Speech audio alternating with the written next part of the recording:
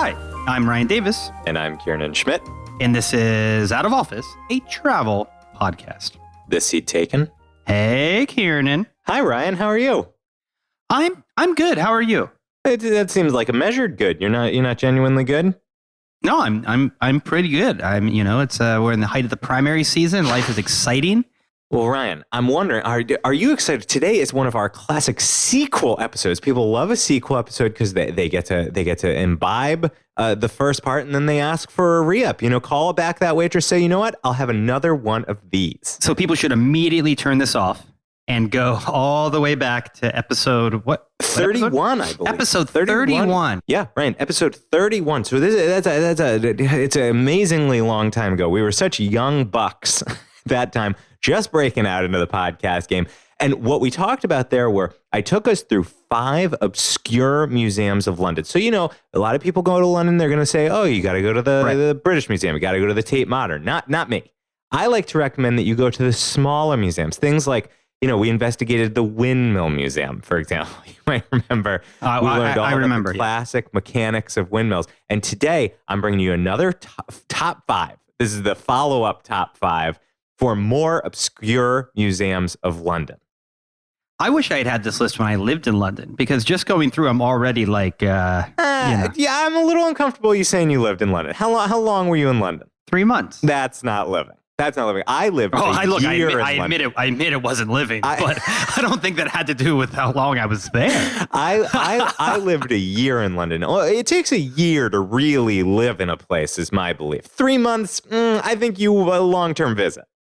Okay, that's fair enough. Yeah, I feel like we covered this in the very first episode. It's like that Seinfeld bit where we're talking about how many buttons are on a shirt now.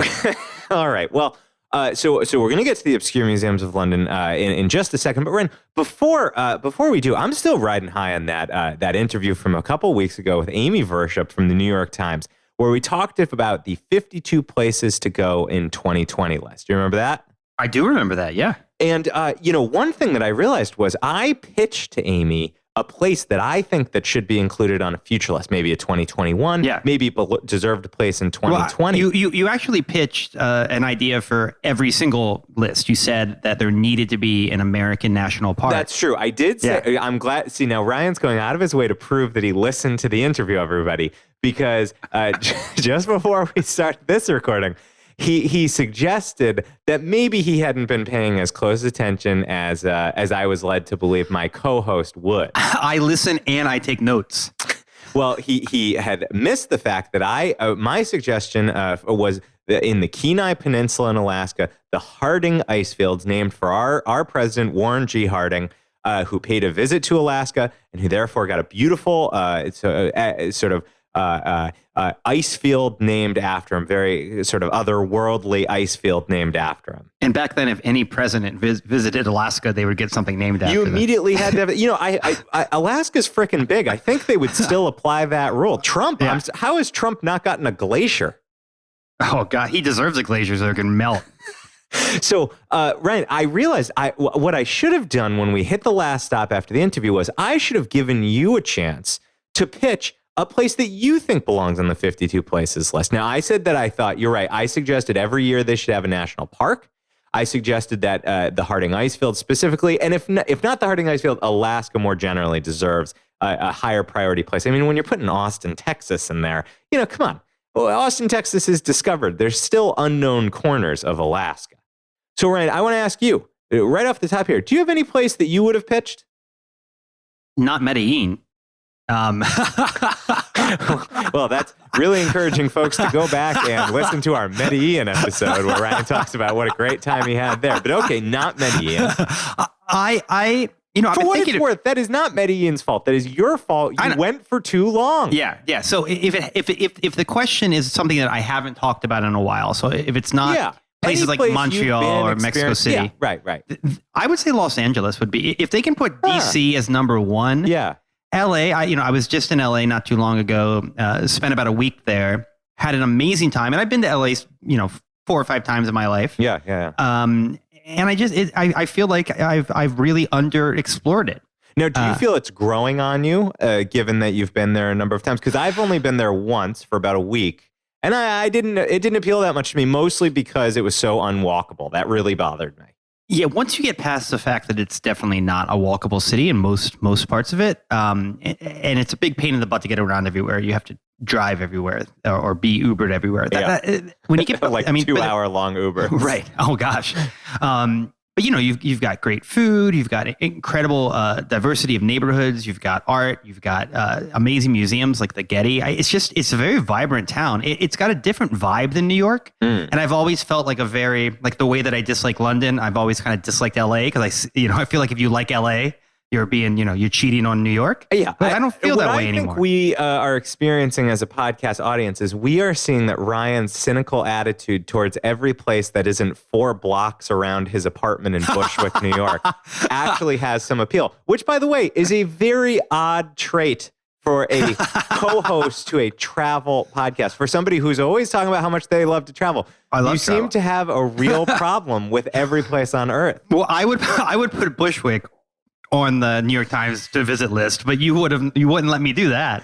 You could say Bushwick if you wanted to. I think that's kind of an interesting pitch because you could say this is a corner of New York that really has not yet become the kind of commercialized Starbucks on every corner place. Yeah, I mean, that would have been true a few years ago, but now it's mostly just German tourists, going through mural tours. In Bushwick, really? Oh, there's so many mural tours. It's really wild to see. Like, you'll just see on a Saturday morning, just like 20 French people like following around a woman in front of walls in Bushwick, and it's like, what is happening? Now, how do you know they're German and French? I'm interested in what attributes are you seeing that you know that they have Teutonic blood, or that they are carrying around baguettes? I don't know. They just they always sort of look French, and sometimes you hear the woman guiding them speaking in French. That's they could be from Senegal. You don't know. That's true. Yeah, maybe. Also, I to say somebody looks French is very complimentary. It's very good-looking people. Right. I agree. I like the French. Well, Ryan, I like the pitch for LA. I do think you need to sharpen it a little bit, where what she said, if you're picking one of these cities, these known cities that are on tourist maps already, they need a something going on in that city that has profoundly changed to get them on it, like DC had, like she said Paris had. Yeah. So what has profoundly changed in LA? It sounds like you've changed, not like LA has changed. DC changed in like 2010. Sure. Right. Yes, that's true. Yeah. So I think LA's probably changed also since 2010. Like, there's been a rise in this sort of foodie culture, craft cocktails, like city life has just gotten even more ridiculous. Yeah. So it's gentrified more. Yeah. I mean, I was just reading in the New York Times that Caracas in Venezuela has like a bunch of hot cocktail bars opening right now. How's that possible? So gentrification happens everywhere, even in Caracas, Well, at least we know Juan Guaido has somewhere to go when he wakes up in the morning, because he's not going to any of the places of power. So he's got some hip new cafes, probably picking up some natural vino. I actually could not find any natural vino. I you've looked in Caracas? Yeah. Well, Ryan, that LA, your pitch is out there. I have to say, not as original as what I was hoping. I like the second tier of Bushwick. I think you could get that Bushwick pitch. You're the best pitch man for Bushwick I know out there. But for now, listen, I want to get to talking about one of my favorite cities on earth, home away from home, London. We're going to talk about the obscure museums of London. I think it's time to take off. Tell the cabin crew. Flight attendants, prepare for takeoff, please. All right, Ryan. So we're going to talk through 5 of my favorite obscure museums of London. We're going to kick it off at what is called the Museum of Brands. Now, so when I first saw this, Kiernan, I got a little sick to my stomach. Trust me, I understand why. Why. You say that because you and I have each held positions in marketing, advertising, branding firms. And agencies. And so we have what I would describe as a healthy skepticism of brands. What is sold as branding and marketing. Right? Is that what was making you sick to your stomach, Ryan? Yes. I imagined a museum of just like, corporate logos. So it's not that, but it's also not that. So Yeah. What this is, it's called the Museum of Brands. It used to be called, it used to have a longer name. It was like the Museum of Brands and Advertising. And, it kind of went That's on even from worse. there. That's even worse. It's in Notting Hill, which is, of course, quite like a nice upscale neighborhood. And it's basically a huge collection of kind of fascinating visual bric-a-brac of everyday objects stretching all the way back to like the Victorian age in England. And it was put together by sort of an Uber collector named Robert Opie. And what I really like about this, and again, I'm skeptical of sort of marketing and branding, but it is so cool to look back at sort of, what a shaving cream used to come in, 100 years ago, and then 80 years ago, and then 50 years ago, and 30 years ago. And this is what my grandpa was using, and this is what my dad used. And now... And this is how hipsters develop new products. They're just very well they're like, what did the Victorians do about their shaving creams? What did the bicycle look like back then, before we had really figured out how the gears should go? No, there is something extremely charming. And so for design nerds, you can really go and have your mind blown. You get to see all these cool Art Deco brand packaging from the 20s through the 50s through the 60s. And you do get a real set for history nerds. It's actually really a good place too, Ryan, for history buffs, because you can really see the ebb and flow of time. In prosperous times, you get much more kind of bright package. You get many more consumer goods. In times of war or depression or recession, you get less consumer goods, sort of more the basics are being featured. And then when you get into sort of the heyday of 70s and 80s and 90s, you can actually get that sense of nostalgia for like toys and lunch boxes and cereal boxes of things that you might have seen in your house. Yeah, that calls to mind the toy museum in Prague. Oh, I didn't know. Yeah. I don't know about that museum. Yeah, no, that's fun. So this sounds like it's more than just design, though. There's stuff, there's fun things. Yeah, there's physical. Yeah. I mean, you get to admire the design of a lot of kind of corporate packaging. So they have, candy I always do. Soap dishes used to look like, and cigarette packages, which certainly be of interest to you, Ryan. That's on brand for me. Yeah. Yeah. So very on brand. I hope it's not on brand anymore. Now you're more of a vape man. Folks, I've never worked for a cigarette company. I don't know. It wasn't a cigarette company. It was a vape company. Yeah. That's true. You can proudly put that on the resume. I've saved a lot of lives, And I would just say this is one of those museums where you're not going to go and need to read, deep historic placards that give you lots of information. It's just a pleasure to roam the galleries, to immerse yourself. It's very much a curatorial view of just packing the display cases with as much branded material as you could get. You get some historical highlights, but you can find one thing in any case that's absolutely going to interest you, that's going to evoke some memory of something you've been interested in. I know I loved seeing like the rise of all the Disney paraphernalia, because I really like Disney as a brand and all the movies. And you get to see all the like what the Seven Dwarfs toys were when that first came out and like changed cinema forever. So a really cool collection, the Museum of Brands. I promise you will not have to talk about brand strategy or, bring in some brilliant insights about audiences, Ryan.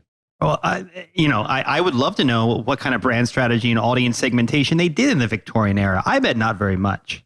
It's like, do businessmen read the investment paper? Then we'll put a business ad there. And by the way, if you know those people who like are really interested in fonts. I mean, I know I said design nerds, but like real design nerds who like care about the kerning in between. We know quite a few people characters. like that. You and I do know because we've worked with a lot of these people. Let me tell you, the Museum of Brands might be the best museum in London for that type of person, because they're going to get to see lots of fonts, lots of colors, lots of physical layouts. So check it out there in Notting Hill. I don't know that I've ever even been to Notting Hill.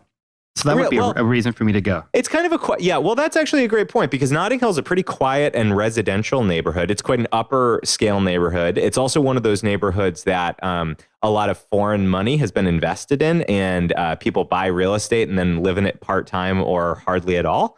And so it can be a more sedate neighborhood that many tourists don't get to, and the Museum of Brands, good reason to go there. And you can just bump into Hugh Grant just in his little bookshop. Yeah, absolutely. That's right. Was he a bookshop owner? It was a bookshop owner. Yeah. Travel bookshop. Whoa. Is that right? Yes, it is right. Talk about synergy, my God. Now, Ryan, moving on to the second obscure museum of London that I want to recommend. This is called the Old Operating Theatre. I love this. I love old medicine stuff. Yeah. So this is really up here. Did you ever watch The Nick on Stars? No, but this amazing. Okay, so if people like The Nick, no one really did, but yeah, it was great. Well, you did. And I think longtime listener Rich Mintz did. Big Nick fan. And so this is a very small, obscure museum built on exactly what it sounds like, an old operating theater where they used to perform surgeries for... And they don't do it anymore there. It's my understanding of socialism is it's sort of barbaric. So they have modern equipment. Stopped using saws in operating just a couple years ago. So this would be a good obscure museum if you're hitting up Borough Market, which is one of the great food markets in London. If you're going there, the Old Operating Theatre is right in that neighborhood, and it's right down near the Thames. And this Old Operating Theatre was built in 1822, and it was actually lost to time and then rediscovered because a church had been built in a reused building that used to be a hospital where this Old Operating Theatre had been opened. And this was, it basically looks like a small theater. I mean, it's got stands where aspiring medical professionals would stand and take notes and look over the very small railings down into a little amphitheater where a patient would be brought in and surgery would be done live. This is, of course, in pre-anesthesia days. And so you can just imagine the blood splattering. You can imagine the screams echoing. But you can also imagine all the junior mints falling from into the second patient. Seinfeld reference in a single episode. Very strange. Yeah, absolutely. You can definitely see. I think they'd call them junior mints. Yeah, I mean, yes. So much of The Nick takes place in an operating theater, just like you described, because they're inventing all these surgeries for the first time, and it's awful, nasty, gross work. Exactly. Like you can, when I was there, I could really I could imagine these aspiring medical professionals, just going to their first surgery and saying, you know what? Yeah. They're like, maybe the appendix isn't where the heart attack is. I'm not sure the humors need my attention. And they've also done a nice job. The main thing to see here is the Old Operating Theatre itself. But as you'd imagine, they've accumulated a small collection of horrifying surgical implements, every manner of pick and saw and knife. And they have some nice displays that talk about bleeding and cupping and leeches and all these what feel today unfamiliar medical practices to us, but at the time were revolutionary. Wait, my doctor shouldn't still be doing bleeding? For what it's worth, leeches are coming back. I know leeches are coming back. I've read about that. Yeah. Leeches are coming back. Yeah. Doctors are starting to say that some of the I think it's like the chemicals in their saliva that prevent coagulating. We might actually have modern use for. Amazing. Amazing. What is old is new again, and that's why you should go visit the Old Operating Theatre right near Borough Market in London. Now, Ryan, I actually don't know this about you. You love carrying around a book, right? Famous traders. Yeah, I'm if by that you mean I'm a big reader. Yeah, it's true. It is true. You occasionally browse large books that you like to carry around as props. I prefer physical books to reading on a device. It's true. Yeah, you call like to carry around a book so that people think you're smart. Yeah, and I don't know. Have you read the Sherlock Holmes books? So I read Sherlock Holmes when I was in probably middle school. Yeah. But I haven't really revisited it. I'm a fan of the BBC series. I think it's quite fun. Have you seen that? Yeah, I have seen that, and I am also a fan of it. And I am also a fan of the books by Sir Arthur Conan Doyle. And listen, it's elementary, my dear Davis, that if you are a Sherlock Holmes fan, you should absolutely make your way to the world famous address 221B, Baker Street, where you will find the official home of Sherlock Holmes in the Sherlock Holmes Museum. So Sherlock Holmes was a real person? Sherlock Holmes was not a real person, but as you know, there's a real cult following around Sherlock Holmes. Okay. And particularly if you're a fan of the book, not the Benedict Cumberbatch series is not as well represented here. This is really about the classic, the book. Yeah. The Hound of Baskervilles, or whatever the name of the first book was. Sure. Yeah. The Hounds of Baskerville, I believe, is the correct way of saying it. But this is a museum. It's a 3-floor small museum where they actually did land it at Baker Street. And it's really, if I had to, I would say it's more of like a glorified gift shop than anything else. But if you love Sherlock Holmes, this is going to be the place for you. They have basically remade the apartment to look like what Sherlock Holmes' apartment is supposed to look like. And they've decorated it out with, all the kit that was kind of classic Sherlock Holmes, pipe, violin, the hat, everything you imagine. And, it does have the sense of transporting you back in time. It's very close to the Baker Street tube stop. Mm-hmm. And I just want to mention, this is the actual tube that Sherlock Holmes took. The tube isn't around back then, right? No, tube not around back then. But one detail that I would encourage you to notice when you get off at the Baker Street stop is the tiling all over the station has a silhouette of Sherlock Holmes on it, the most famous resident of Baker Street. So that's a small detail. Many people will let go by them. You should check it out on your way to the Sherlock Holmes Museum. I love subway art. I do. I'm a fan. Kiernan, do you think, a lot of people say that I'm sort of Watson to your Sherlock. Absolutely. People are always saying that. And I think that is very, very true it shows that people recognize the natural genius and the follower hanger on. But also, no, I think Watson kept Sherlock from his worst instincts, right?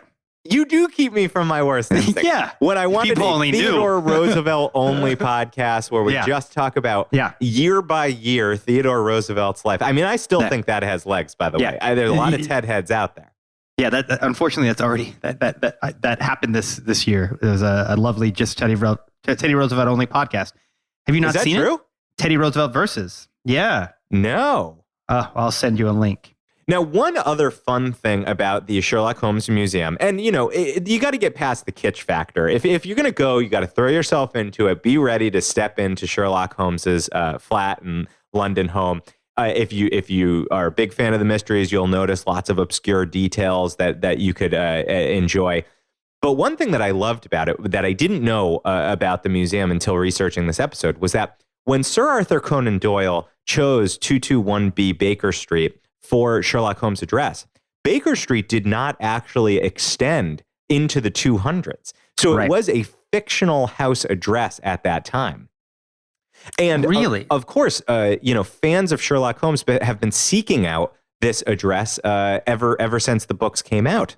And there was a real problem for once the real Baker Street extended into the 200s. The Abbey National Building Society was set up in this large block of buildings, and they were 221 Baker Street. And they would receive endless fan letters from Sherlock Holmes fans, including people who thought Sherlock Holmes was real and was writing to Sherlock Holmes to try to get his help on mysteries. Right. So he's like the Santa Claus of the UK. Right. Exactly.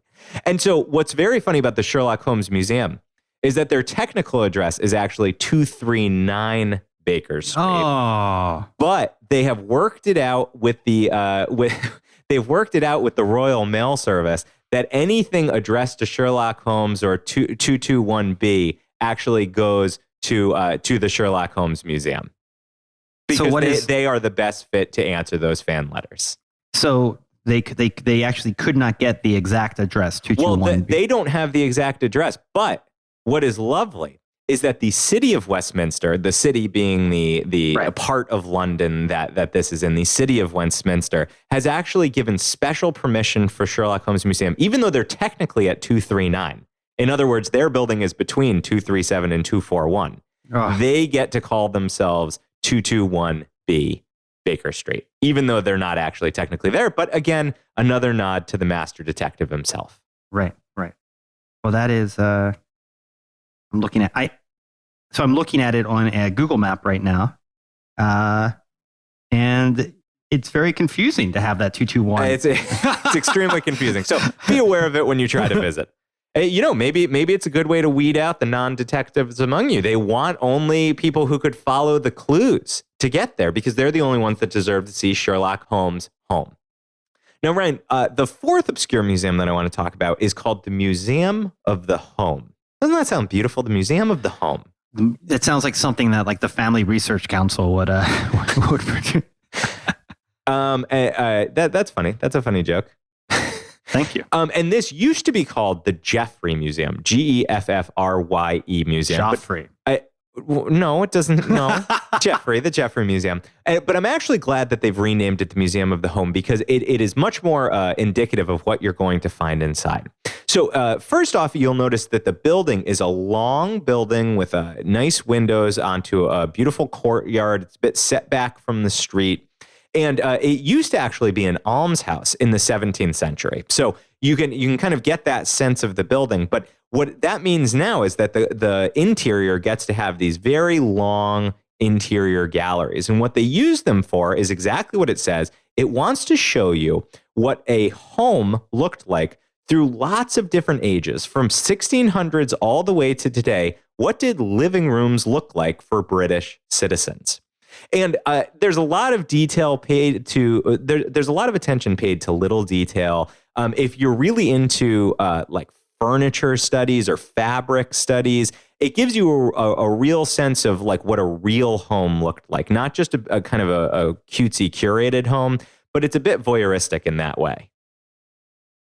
So how many different, like, are there multiple rooms with different years? It's sort of like the Brooklyn Museum where you have all those like, basically the staged rooms from Brooklyn?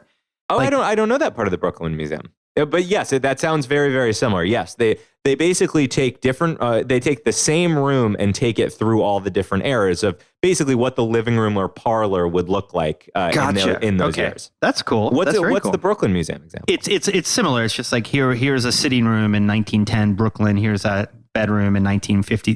But it's mostly like 10s, 20s, 30s, 40s. It's like that era.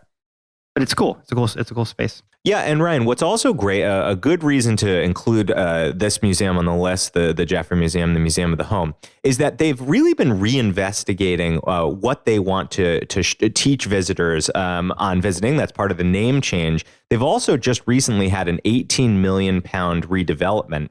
And so it will actually be reopening to the public this summer 2020. So if you're heading to Shoreditch, you want to get there. I hope in the renovation they've added some rooms from like 2015, 2016. I'll look back. For Americans, 2015, very bright time, and then we really hit it hard thereon.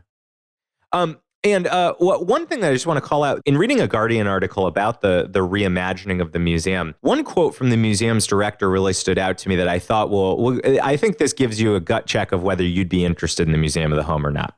She said, we're taking a much more thematic approach to the story of the home. It's more focused on personal stories. We're mixing contemporary and historical objects and looking more at the emotional side of what homes mean. And then she goes on to describe that as, we are interested in the lived experience of the objects. So again, this isn't going to be kind of your sterile, sort of dummies sitting in rocking chairs kind of, diorama. This is going to feel like a lived-in home. And if you're interested in everyday objects, almost in the way that this would pair very well with the Museum of the Brands, because you see the brands there, and then you could see the home upon visiting it here at the Museum of the Home. And I don't suppose you get to, you can hang out in any of the rooms. No, you don't get to like hang out. But that's a very cool idea. Somebody should rip off Museum of the Home and get an immersive home. Museum just make it like a cocktail party. Absolutely. Yeah, like call it 70s cocktail party. It would be awesome. Exactly. And this is right on Kingsland Road, which is a major thoroughfare. And it is a very good stop if you are on your way to Broadway Market, another one of the great food markets of London. This would be an easy museum trip to add on. Spend 40 minutes an hour at the Museum of the Home. Sounds they say that you can never go home, Kiernan, but in this one you can go many homes, many homes. Times. You can always go to many homes. That could be their tagline.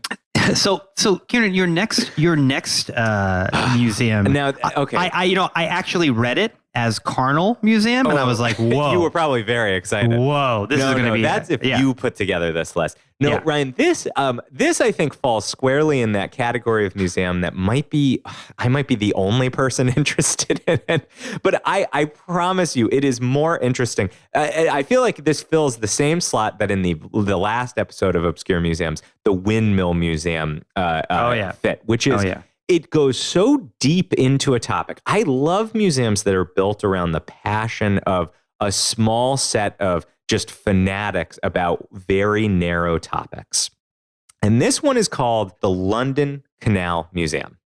That is, a canal was very narrow. Very, very narrow, exactly. Yeah. It's good.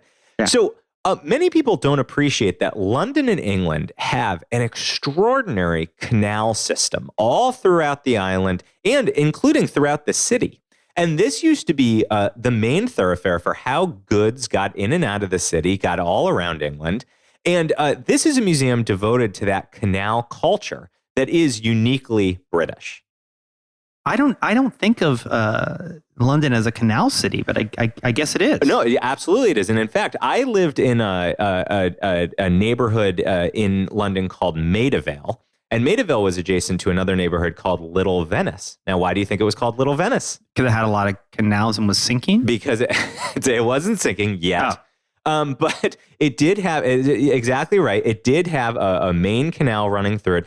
And Ren, you could follow that canal straight into the heart of London, right from Little Venice, which is a bit closer to the outskirts. And there are so many interesting little stories to tell about the London canals that the museum, I think, does a great job of kind of capturing the canals as they used to be, which is these working canals where, they were full of cranes and barges that were loaded down with goods. But also the canals that exist today. You still have people who like to navigate their narrow boats into these canals, and many in the nicer weather will live right there in London on these canals. Well, and it's a very funny thing, Ryan, that when Catherine and I were there, actually, it was very hard for us to find an apartment, a flat that we could afford. And I do remember there was a listing for a canal boat that you could rent full-time. You could live there on this little boat. But it gets so cold in London that I didn't think it was going to be wonderful in the wintertime to live on this canal. If you rent the boat, can you just take it other places? Like take it down to the Caribbean for the winter, These are not seafaring They're not seafaring boats. These are mostly safe for canals.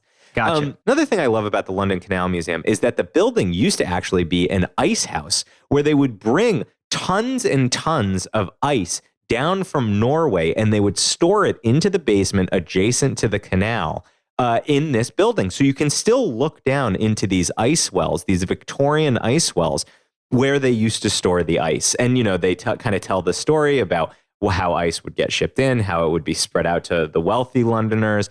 And you really just get a sense of, how lucky we are to live in the modern age where if you want ice, you don't have to go to Norway to get it.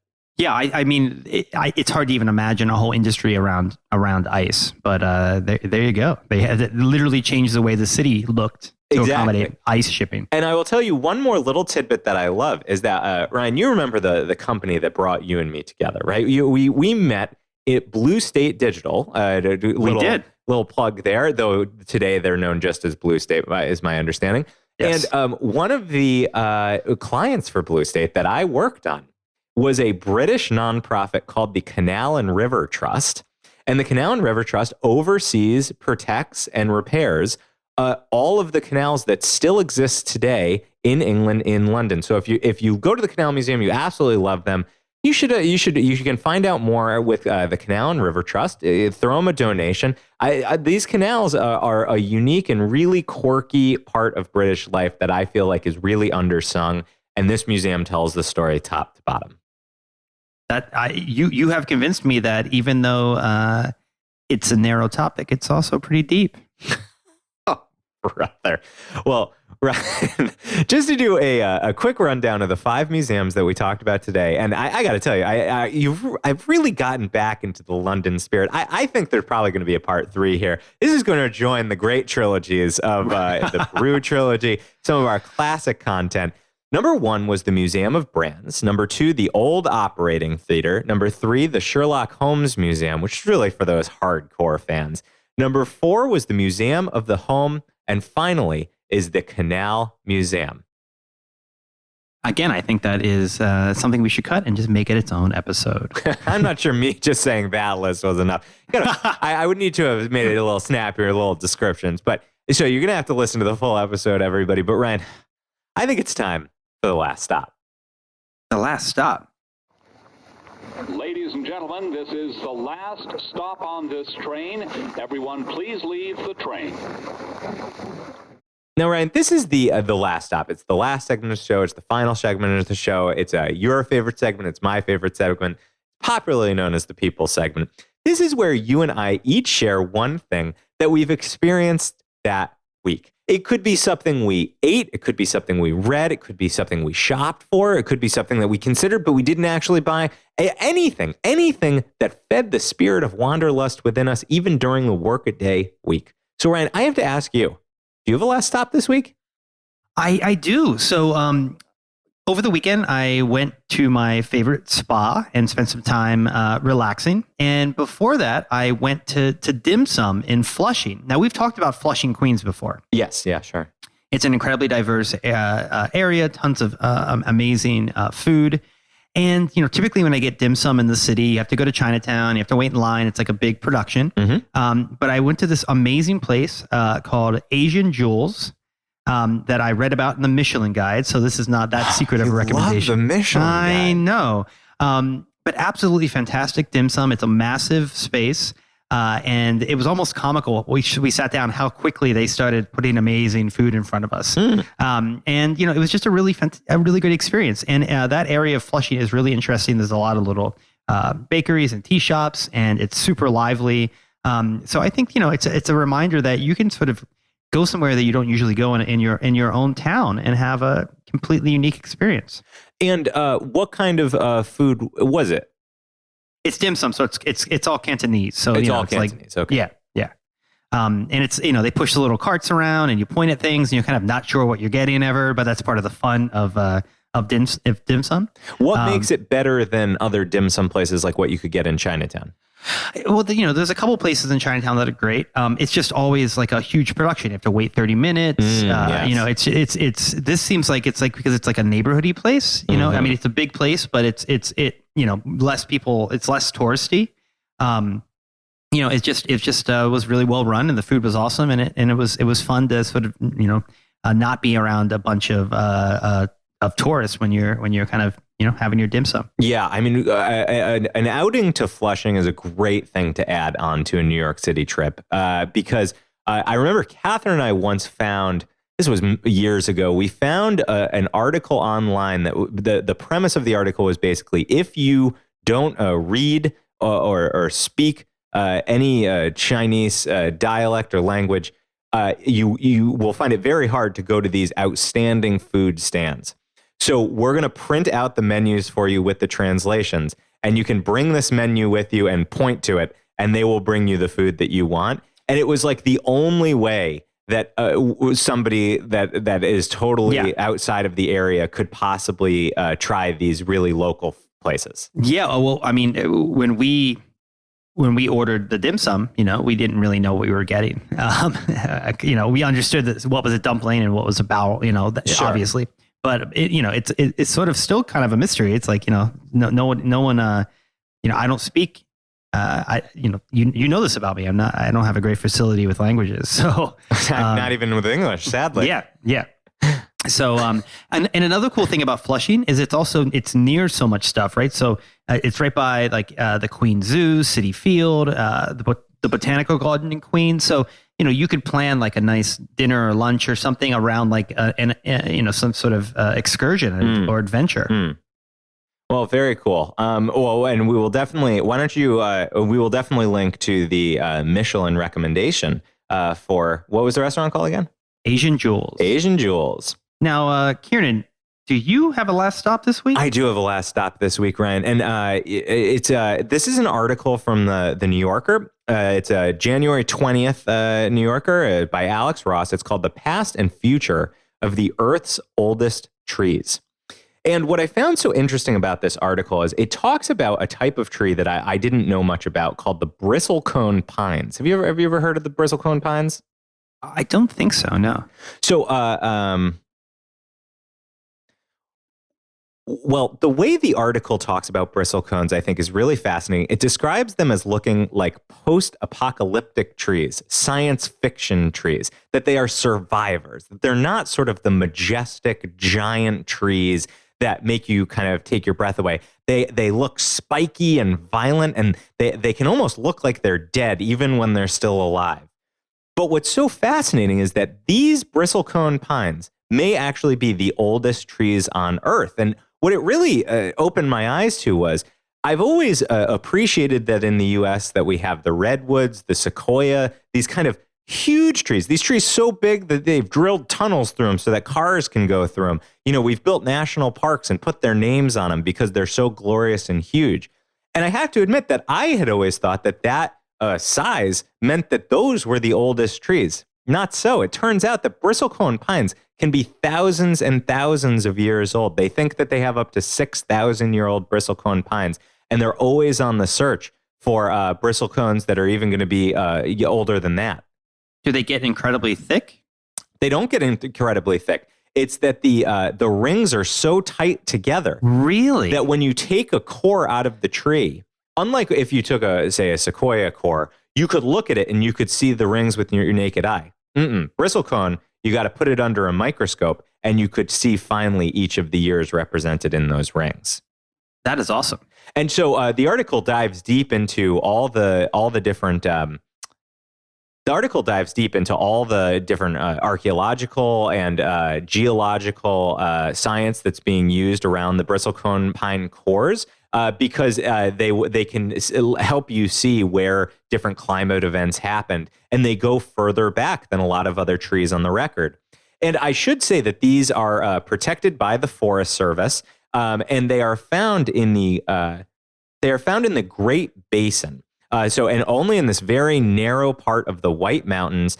The Great Basin stretches through mountain ranges in Utah. And so there's a kind of a very narrow strip where you get these very special trees. And there are some fears that the climate change could potentially wipe out these ancient, I almost said ancient giants, because we're so accustomed to giant trees. They're ancient, but they're teeny, small but powerful. You have to post a picture on the Instagram of these trees. Yeah, I will absolutely do that, and I will also link out to the ancient bristlecone pine forest, so you can get a better sense and learn about what it takes to actually go and visit it, shepherded by the United States Forest Service. And one last bit that I'll mention is that the scientists that spend so much time there, they actually name some of the oldest trees, and there was one that they fittingly called Methuselah. Which I thought was very funny. And they eventually took the sign down that told visitors that this was one of the oldest trees, because they found that when people found that out, they were trying to take souvenirs, bark and twigs and things from the tree, because as humans, we always want to damage what's special. Yeah, exactly. Yeah. So they took the sign down, and now you have to really go and search for it if you want to see it. So a very cool. People want to sit that bark right next to their petrified rock. Right. Yeah. People want to pull that bark off and put it right next to their petrified rock. Yeah, I know you do. Yeah. I can see that rock up on right on the shelf behind you.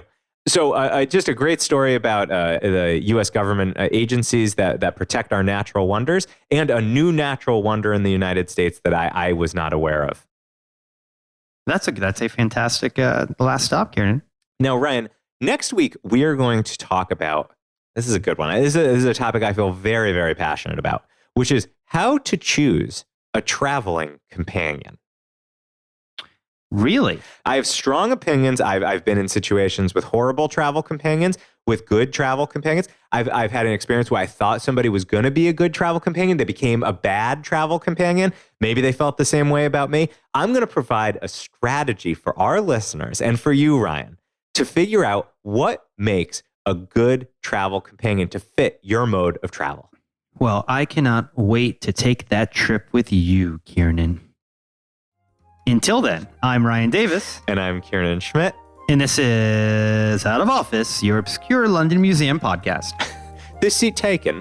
So, Kiernan, if you were going to curate a museum about a really narrow topic, what would it be? I would absolutely do a museum of cephalophores. This is the Catholic saint statues where the saint has been beheaded. It's martyred, and they show the statues just holding their own heads. So the Great Cephalophore Museum. Well, I cannot wait for that, Kiernan. That's good. Well, I'll give you a heads up when I open it. Oh.